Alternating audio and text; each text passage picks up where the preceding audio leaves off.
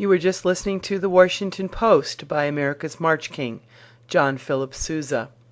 Sousa was born on November 6, 1854, in this now privately owned house on G Street Southeast, about 1.5 blocks from the Marine Corps Barracks. Hints of the beautiful red-shuttered house's history are evident in its architecture. For example, the handrails up to the front door have musical lyres woven into the ironwork. Sousa's birthplace is only 3 doors away from Christ Church Episcopal, where he was the band and music director near the end of his life.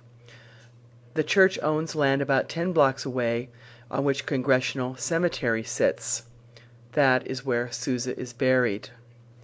I became interested in Congressional Cemetery through the late Dr. Philip Ogilvie, then a professor of tourism at George Washington University, when he assigned me to analyze the cemetery for its tourism potential and produce a viable plan.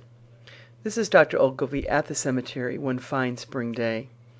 I visited the cemetery in all seasons, but the spring and fall are the best. Congressional Cemetery is in a residential area at the edge of Capitol Hill and butts up against the Anacostia River. Many of the residents walk their dogs there. In the spring, the stones are crowned with magnolia and apple blossoms. Sousa's headstone is beautiful.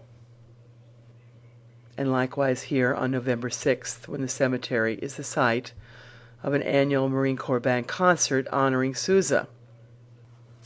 This year the cemetery thanked Knight Kiplinger of the Kiplinger Foundation for its financial support for restoration and preservation of the cemetery.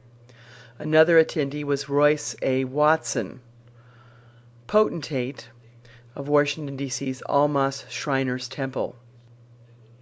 Most people don't know that Sousa was a Mason and a Shriner, and at one point Sousa was the Almas Temple band master.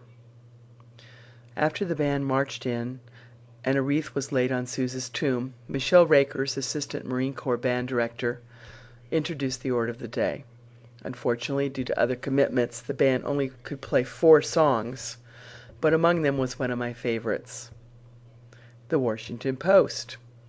It was named for the Washington Post newspaper in honor of Adolph Kloos, architect of the Arts and Industries building on the Mall and the Eastern Market. The march was written for a Washington Post essay contest. This copy of its score is from the archives of the Library of Congress.